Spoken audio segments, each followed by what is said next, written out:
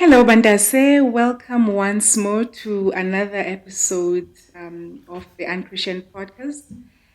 We are happy to have you here. I am your host, Nandipa, and I'm not alone. I am with... Ndumiso, Mazibuko. Awesome. Yes. Today we're having a very interesting topic. It's not just a topic, but it's a pandemic, this one. It's a crisis. Absolutely right. That's Yeah. an accurate way of describing this. I'm saying it's a crisis because it is affecting at least everybody from the age of 14, especially. Everyone goes through this. Sometimes it's in episodes, but we have all experienced it at some point in our lives. And today's topic is mental health and faith. Yeah. We want to talk about how these two are interlinked from a church perspective. Especially, it was important for us to have this topic because as a Christian, when you have a mental illness, you are regarded as weak, you are regarded as less godly, as less spiritual. Yeah. And therefore, we thought it is of utmost important when you look at the stats and how many people are affected by mental illness and faith now as a topic in this episode. Ndasa, can you tell us first just about mental health?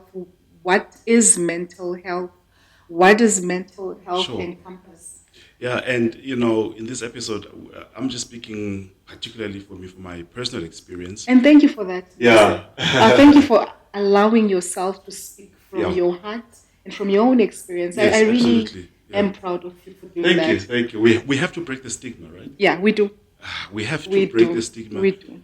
This thing cannot be taboo anymore. It's so, like you said, it's so rife. There's a big percentage of people going through this. Yeah, and 72% Yeah. of people that are cancelled in the church by pastors suffer from some kind of mental health. And most times, pastors are not even aware of this. No, they're not. That is why it is important that we had to have this conversation today. Oh, yeah, let's do this. Can you tell us first about mental health? Mental health, generally. So, that's it. We all have mental health. Okay. Mental health is something we all have. Remember, now note, I didn't say we all have mental health conditions or sickness. I said we all have mental health. Just like we all have physical health. Okay. We have mental health. And so we all have to manage our mental health responsibly. How are you inside, emotionally, mentally? How are you doing? And if you feel that you are not well mentally and emotionally, it doesn't mean that you have a mental health illness or condition or disorder yet. But certainly the doctors tell us that once it persists for longer than 3 weeks, it could very well mean that you have a condition or a disease that is diagnosable. Okay. All right. So mental health conditions vary. There's so many of them. And I'm no psychologist. So that's my disclaimer as well. The views that we're going to share here do not replace those of your doctor or your psychologist. You must still consult.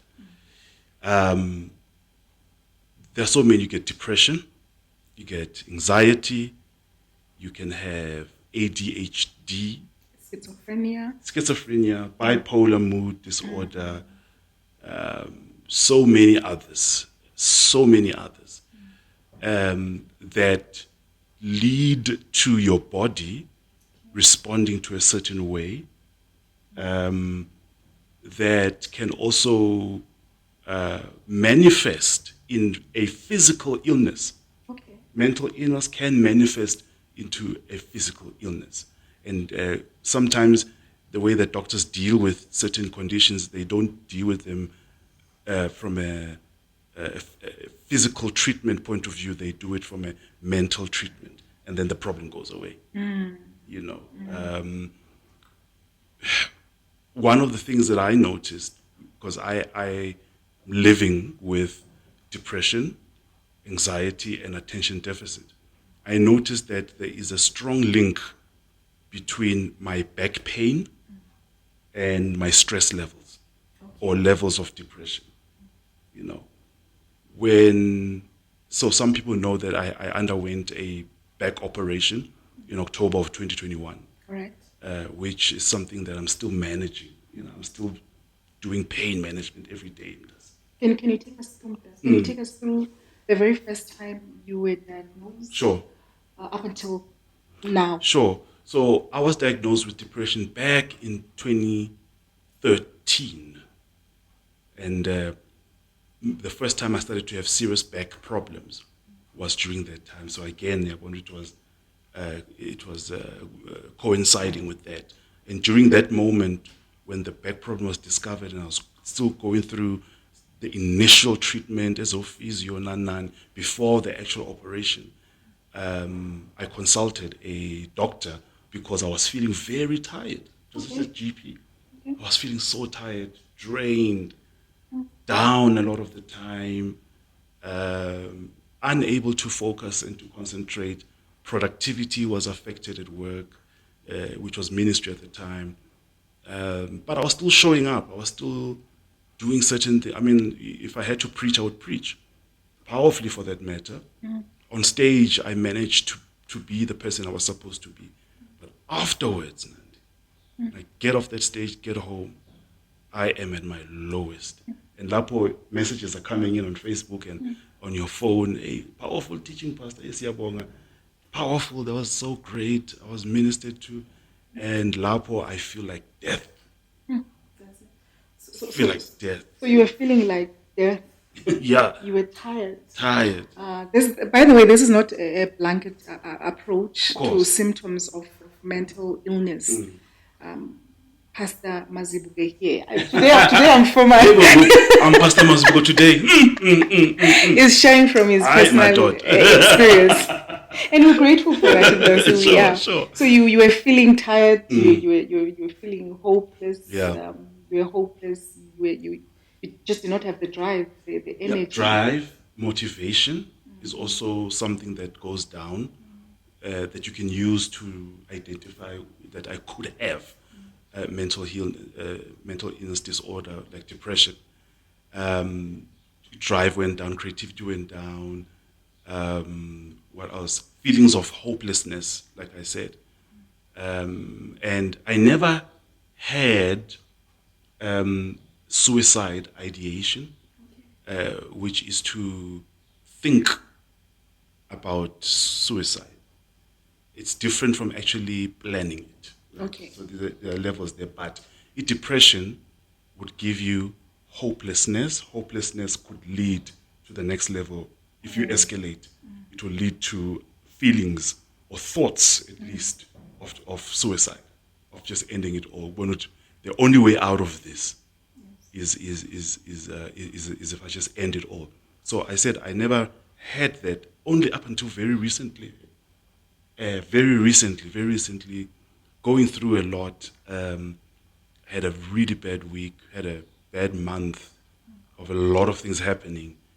And I remember contacting a friend of mine, my best friend, Ututu, and I was like, "Listen, I'm thinking of suicide, and this is why. And we spoke. Also I spoke to another friend of mine, Unombulelo, about it. So at that time, I think what rescued me was to reach out. Yes.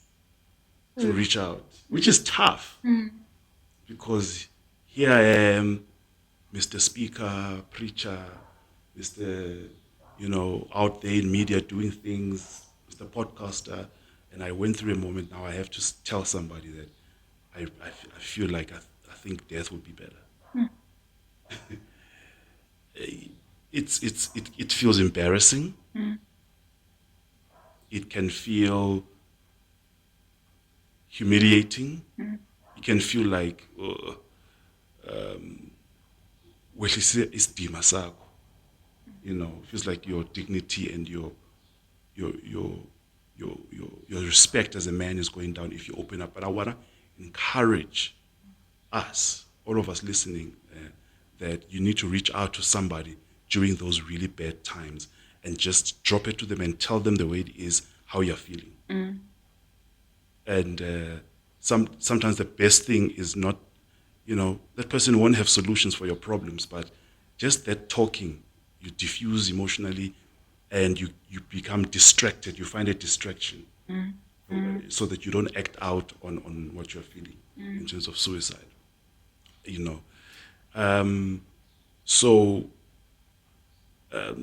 That's generally what I feel like when it comes to depression. So depression is not just low mood. It's not just feeling sad or being deeper than that. Yeah, it's deeper than that. Here's what it is. It's a loss of vitality. It's a loss of life on the inside. You feel dead. You feel nothing. You lose all sense of pleasure, sense of drive, and sense of just living. Your desire to live and to do something just goes down as well. And it happens in levels and degrees.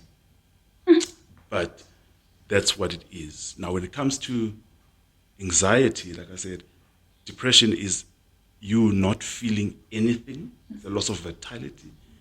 Anxiety is you feeling everything. You feel everything. Yeah.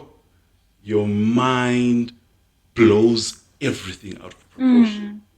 You start fearing things that have not happened. Things that your mind starts creating problems that are not there. You get scared of the immediate future. Some people feel unsafe right there. Your body, your heart rate goes up. You start having palpitations, and then you have anxiety attacks sometimes during those times. Sorry, not anxiety attacks, panic attacks. Panic attacks. Yeah.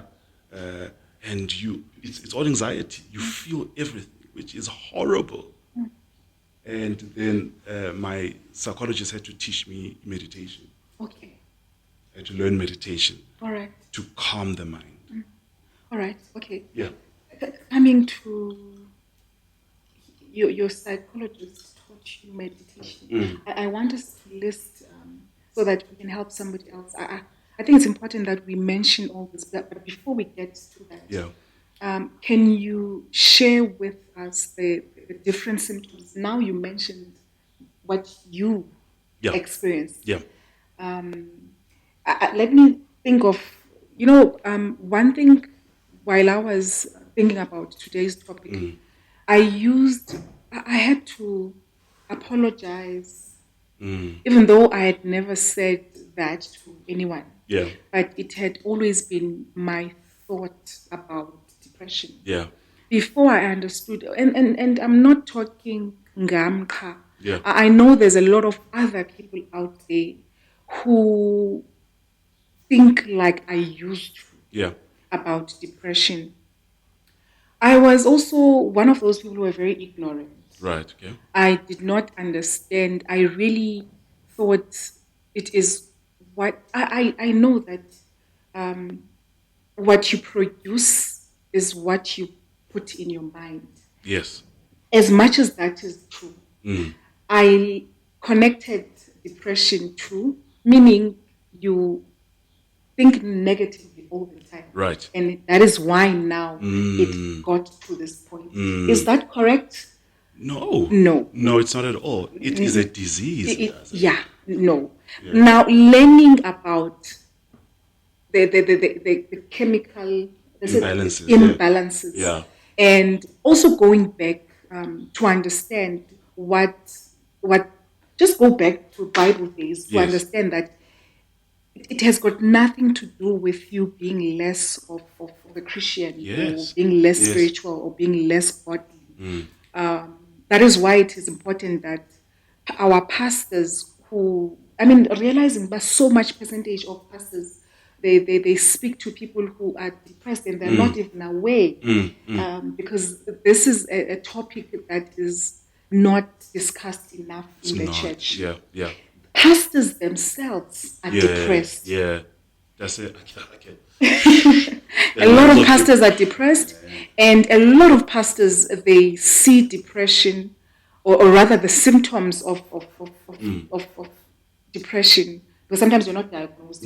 They see it as somebody who is less prayerful, and they just say, go back and pray more. Yes. And prayer in this instance, prayer is just one of the many which we'll mention. Yes. You already were starting Yes. with meditation. Yeah. We'll go through all of them. Various treatments. Yeah. Yes. Yeah. Now, coming back to what I used to think, but and this is because I thought that I have never been depressed. Yes. And I got a wake-up call when I realized that actually I have been depressed. Yeah. Now, as we list what I experienced, Sure. that now I know that it might have been a very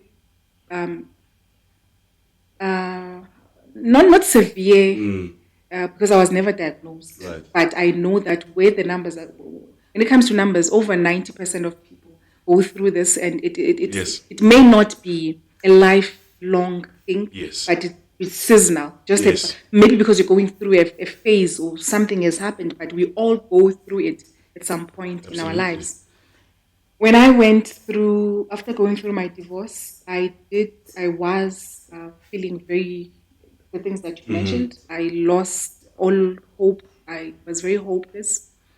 And I lost myself, who I was. It made me, I remembered Moses when he was arguing with God. Yeah.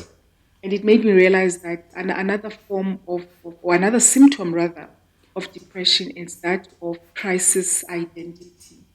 This guy was wrestling with God, saying, "No, I can't do this." And God kept on saying, that there was crisis there where he did not believe that he could. Yes. Even myself, and it brings me to how it hinders your calling when you are depressed. It messes you up. So I feelings of hopelessness. I was tired. I closed myself. I did not want to to interact with anyone. I just wanted to be left alone. And sometimes people do not understand. Abanye abantu, when you cut yourself off, they think they personalize it and think that maybe it's about them. It's about them. You did something wrong to them. Yeah. You shut off, and people assume especially people whom you have been interacting with. Yes. This person is no longer on socials, they're no longer there. What they don't know is that you're going through something. And so I closed myself. I did not want to speak to nobody. And not because but I know now that some people go through that. You shut everything off. Yes. And I was very lazy. I kept on postponing things that I knew I'm supposed to do. So that is called avoidance. One of the symptoms, you avoid tasks, but also you avoid confrontation. You avoid responsibility. Avoidance is a big one. I share that one. I share that. So avoidance. And my place was messy. So much. I just did not have the energy to clean. Of course. Something as basic as washing the dishes. And I just closed my because I knew that my house was a mess. That's when it's really bad. You don't even want a bath. Yeah. I didn't even want a bath. I generally like being a clean person. I take personal hygiene quite seriously. But during such times, especially when I look back then, I didn't want a bath. Sometimes the greatest thing or the greatest achievement I would have achieved on a day was the ability to get out of bed, to bath, brush my teeth, change clothing. And it's something so small for somebody who's not going through depression, but it's huge, guys. Huge. It's like winning a medal for someone who's going through it.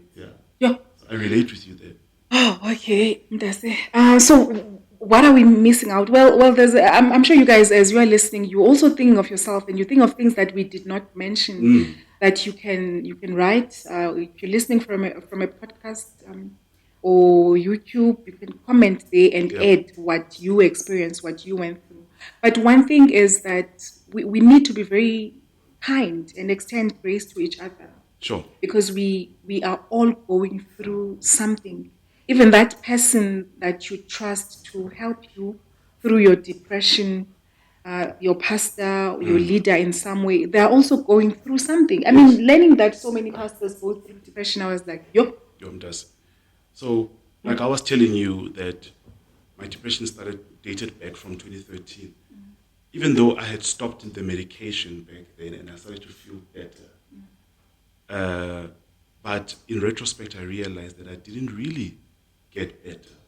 It got manageable. I didn't really heal from it because I traced back months and years of just living in a state of tiredness.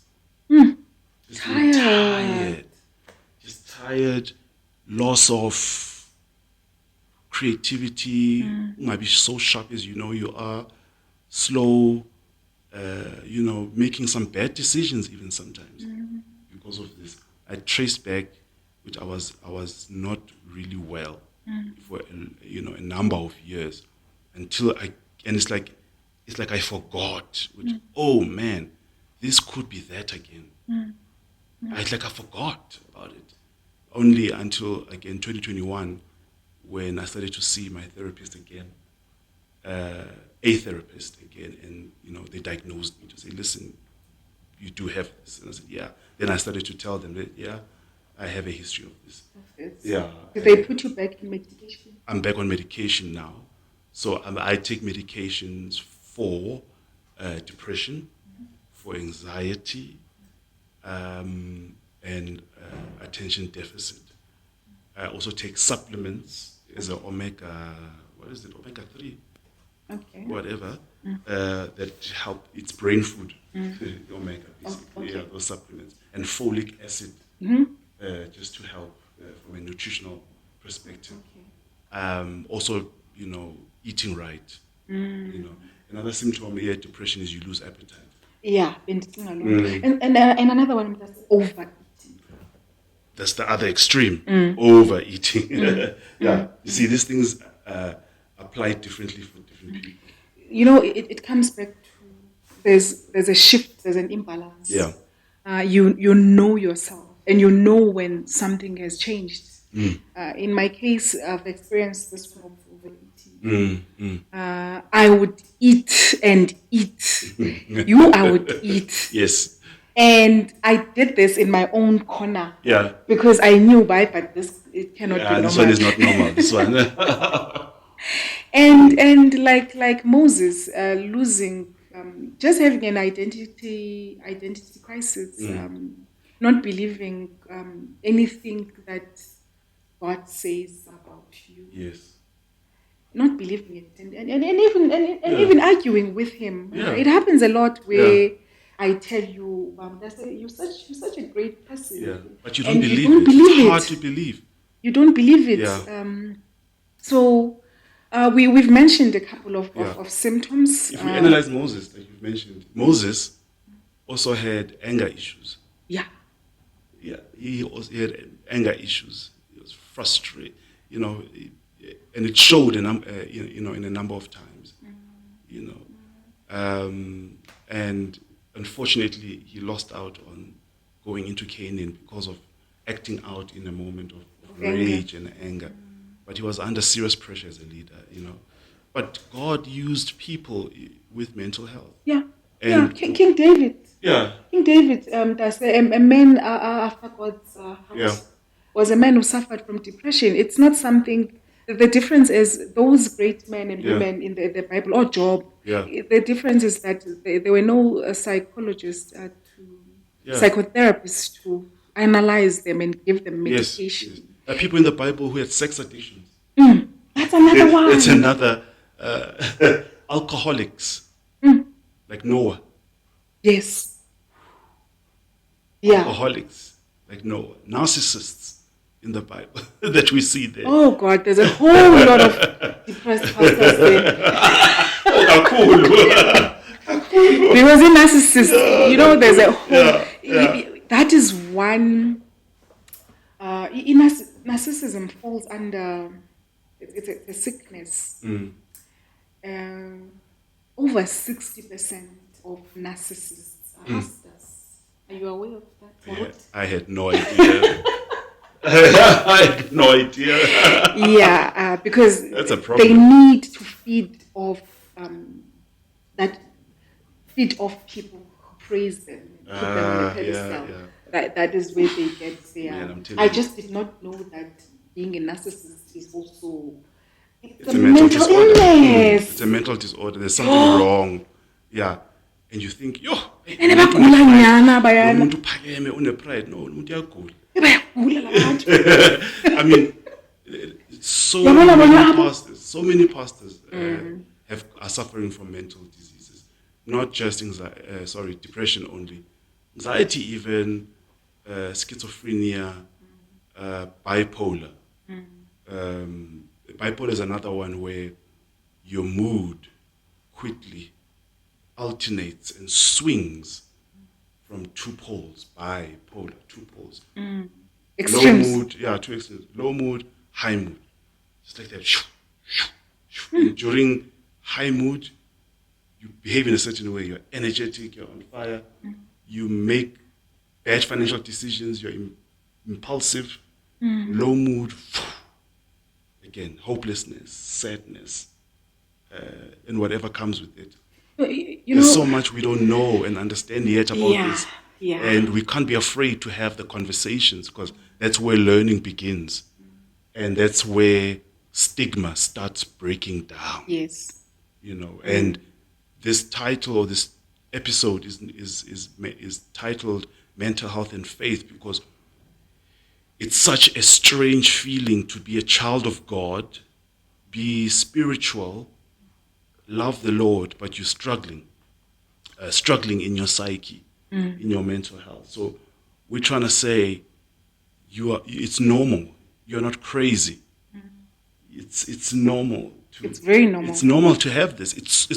It's maybe let's not say it's normal. It's common. Yes, it's common. More common than what we think, and it's one of the most underdiagnosed conditions globally, mental health disorders. And just like other illnesses, early detection goes a long way. Yes. The earlier you get a diagnosis or it's detected, the better your quality of life can be. So abantu should not be scared to seek help when you realize that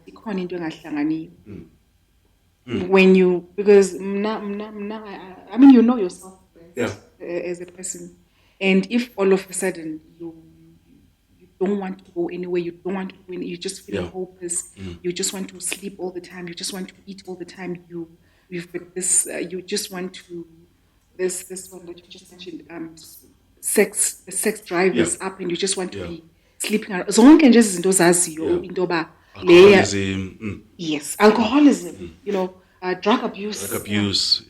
All of that.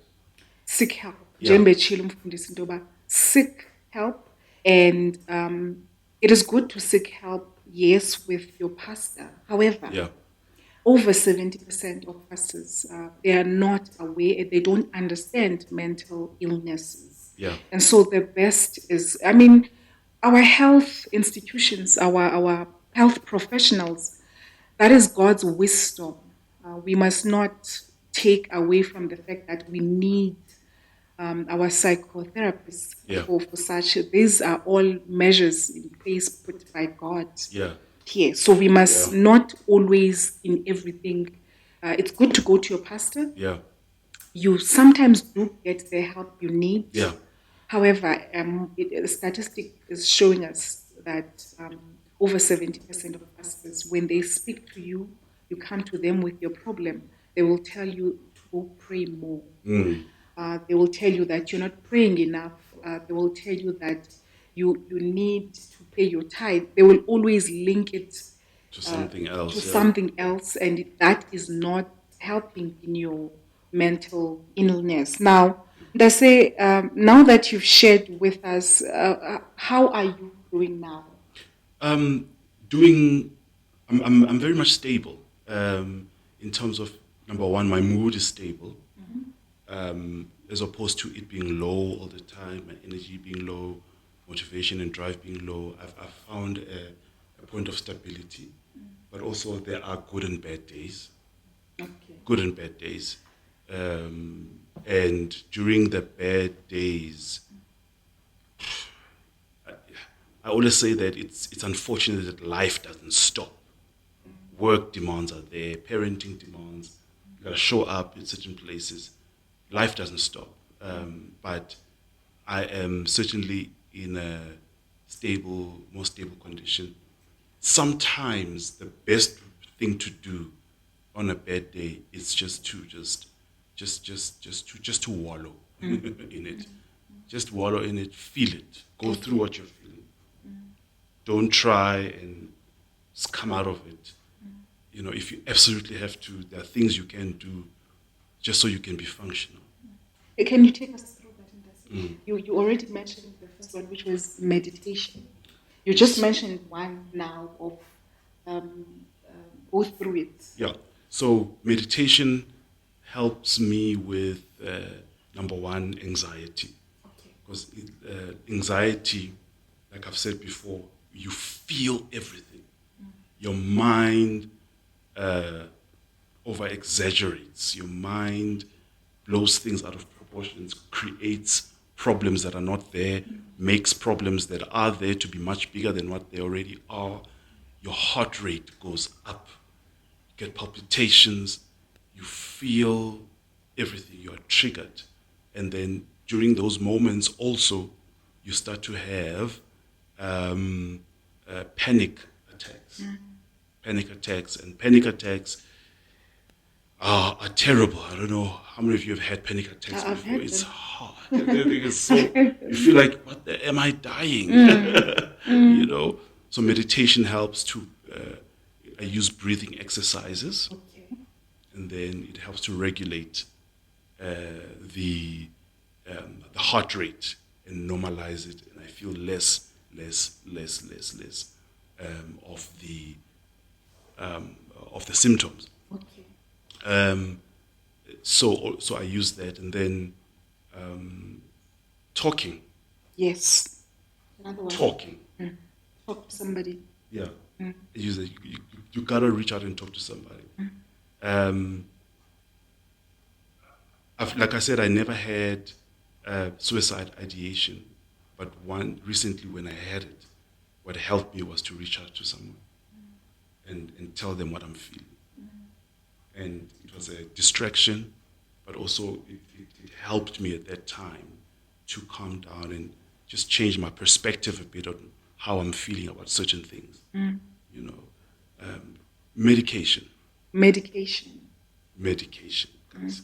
Don't underestimate treatment, medical treatment.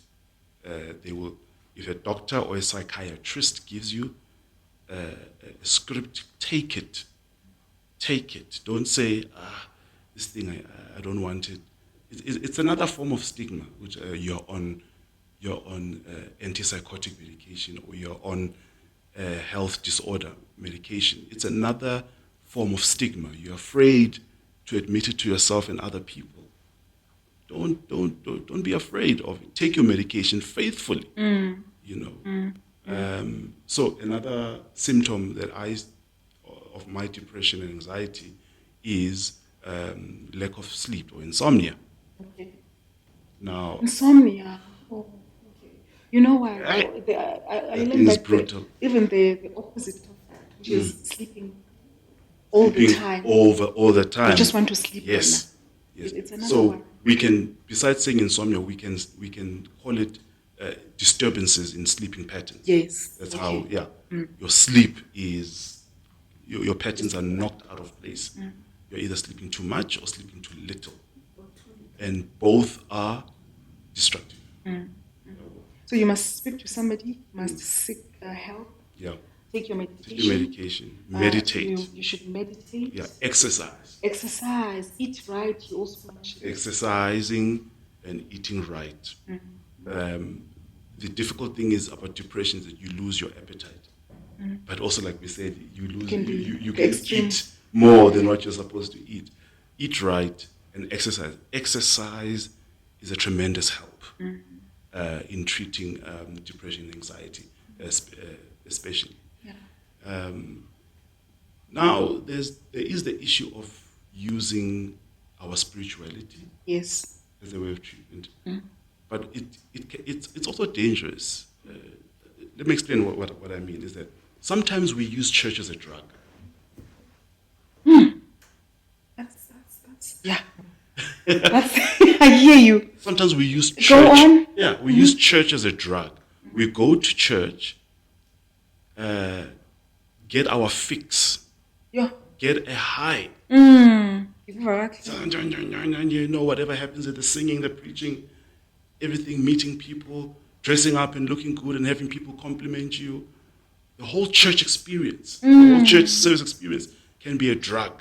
Yeah. And then you leave it. You leave church, you go back home, and you find yourself down again. You're like, where is the faith I felt in church? Where is, because now, and then you keep on chasing this high. So many people who are committed to our churches, pastors, it's not really they're committed. They're chasing a high. It's not that they are spiritually right or committed. They're chasing a high. So don't use church as a drug. As a fix. But you need spirituality. Now Yes. that's where this difficult balance is. But prayer is a very important part of it. Absolutely. Reading the Word of God. Yes. There are 5 counting. Is it Prayer. really? Prayer, guys. Can you see that it's different Yeah. things that Ndase mentioned here? Meditation, speaking to someone, Yeah. seeking counseling, getting medicated, prayer, Yeah. taking it one step at a time, eating, being healthy, physically being active, Yeah. physically exercising, eating right.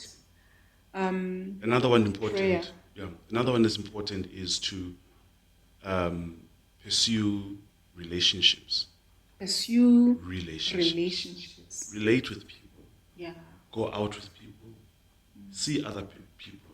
Try by all means to not isolate yourself. Oh, that was my. Yeah. Most of you. That is me. Yeah. Most of you who call yourselves introverts and homebodies, you're isolating. Why are you doing this now?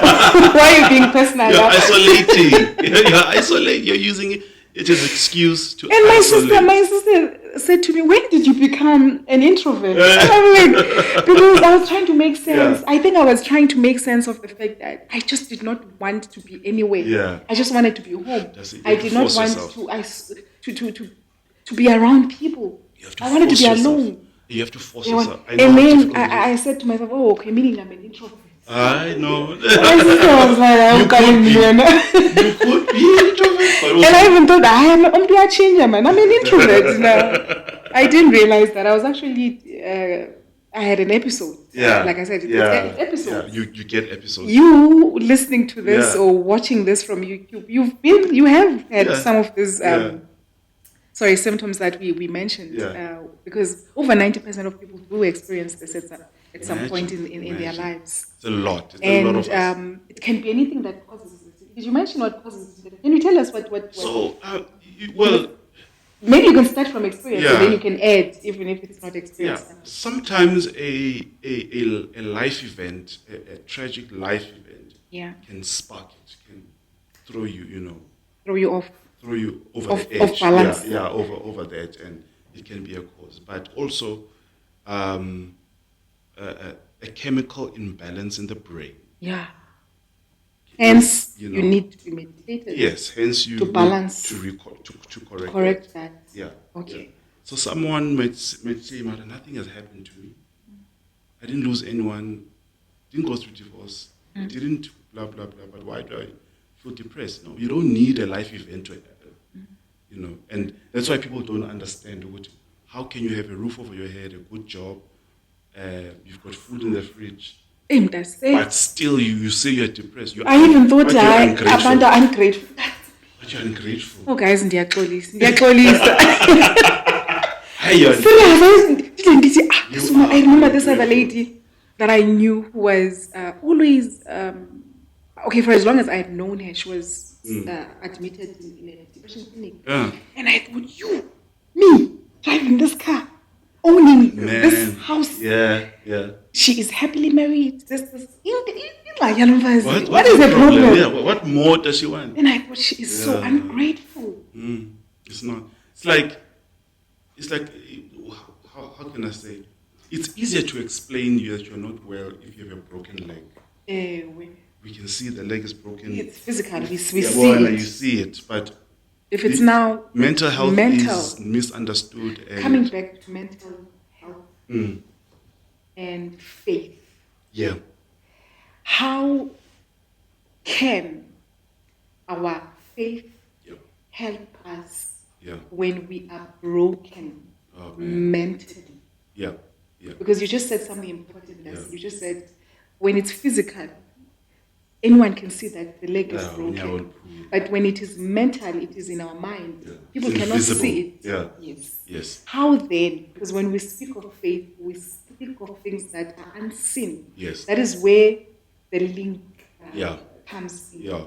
Can you take us through whatever is? I had to learn surrender.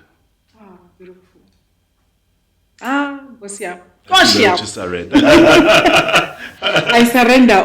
You surrendered. Sometimes the biggest source of depression is wanting to control or having control over everything. True. And you need to get to a point where you're like, man, I don't know what I'm going to do. I don't know what's going to happen. I'm feeling this pain. I'm hurting. And I don't know what to do about this. And you just surrender to God. Wow, that's awesome. You just hand it over. You just surrender. Surrender all.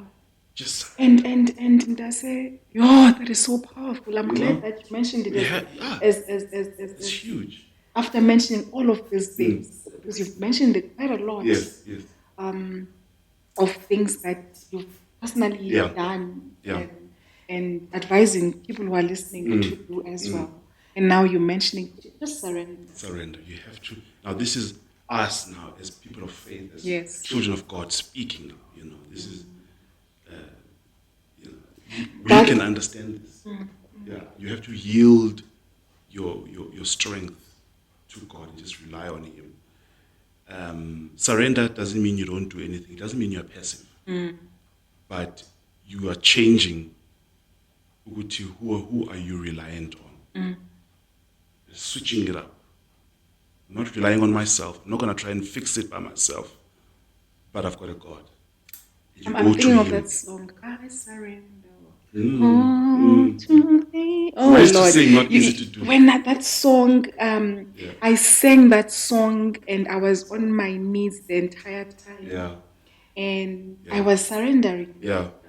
Because I did all I thought I should. Yes. And I still felt hopeless. Yeah.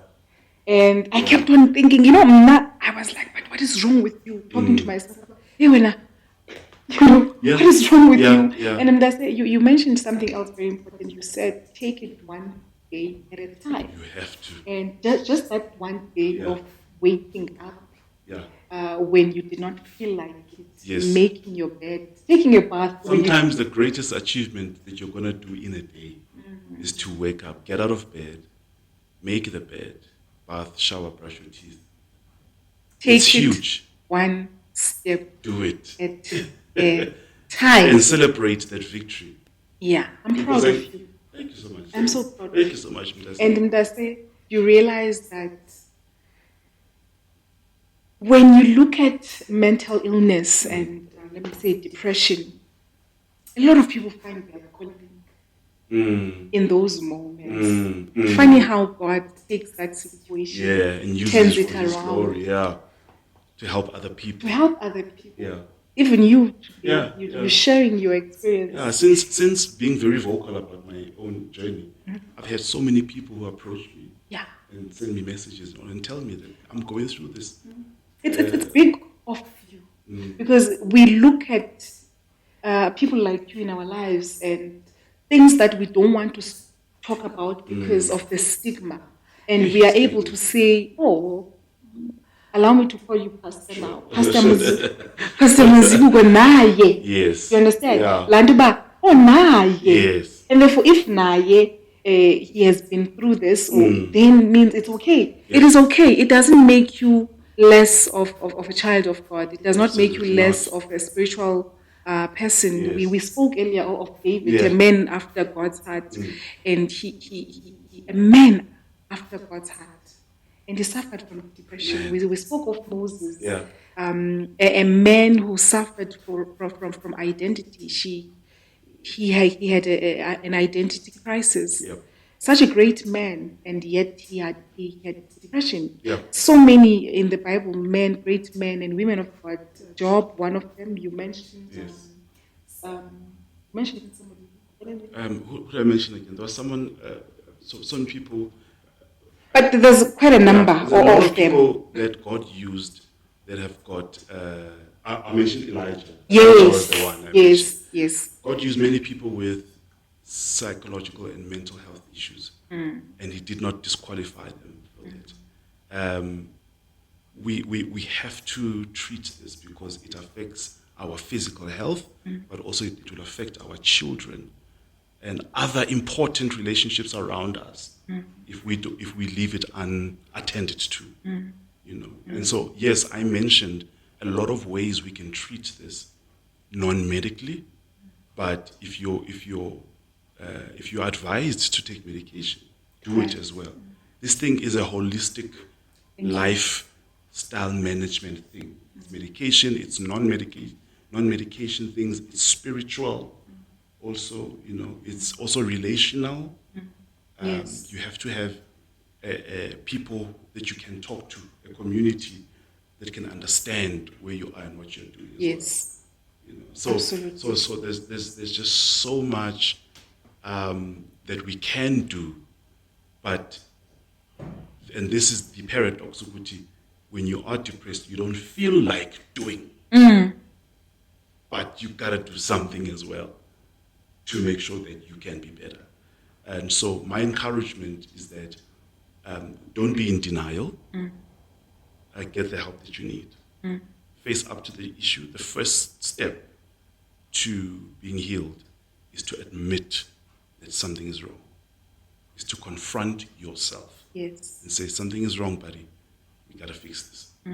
So, and know that, like I said, it doesn't mean that you have to lose your life. It doesn't mean you have to lose your quality of life. Like when I'm so useless, there's nothing you can do anymore. No, it doesn't mean you're useless in life. It doesn't mean that you are now non-functional. You will never achieve your dreams. Yes, you can. Some of the greatest people who are doing big things out there, they suffer from mental illnesses. Billionaires, millionaires have got certain mental diseases. And so you can still have a functional life, a great marriage. You can be a good father or mother, but you have to take control. Take responsibility. That's the word I'm looking for. Take responsibility of your own health. Absolutely.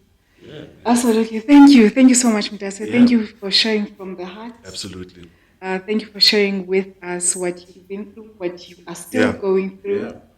Yeah. I appreciate that. And I'm sure they appreciate that as well. Yeah. I was trying to find a scripture as I end this, and it's not the end. We're still going to hear from you guys. You'll still share with us your experiences. I opened Philippians here, 4 verse 8, with an understanding that our lives come from our thoughts. The quality of our lives comes from our thoughts. And therefore, our mind is a very important, I don't want to say asset, but it's a very important part of us and who we are. And so in Philippians 4 verse 8, it says that, finally, brothers and sisters, whatever is true, whatever is noble, whatever is right, whatever is pure, whatever is lovely, whatever is admirable, if anything is excellent or praiseworthy, think about such things. So yes, with everything that we have mentioned, we do need to guard our minds and Yeah. We have to manage our thought life. Yeah. Sometimes we can't help certain thoughts landing or coming up in our mind, but we can interrupt yes, absolutely. the process of them getting roots in our soul and staying there and yielding fruits at the end of the day. Absolutely. Yeah. So guys, know that it's not the end when you're going through mental health disorders. It's not the end. There is help. We are here for you. And by saying we, not just the two of us, but so many people around you as well. Reach out and talk and know that you are not alone. Absolutely. Absolutely. Thank you so much, guys, for joining us. Yeah. Do comment, do subscribe, Yes, please. follow us. Yes. Say something. We love hearing from you. And thank you for listening. We love you. Thank you so much. All right. We're out. Bye. Right. Eh.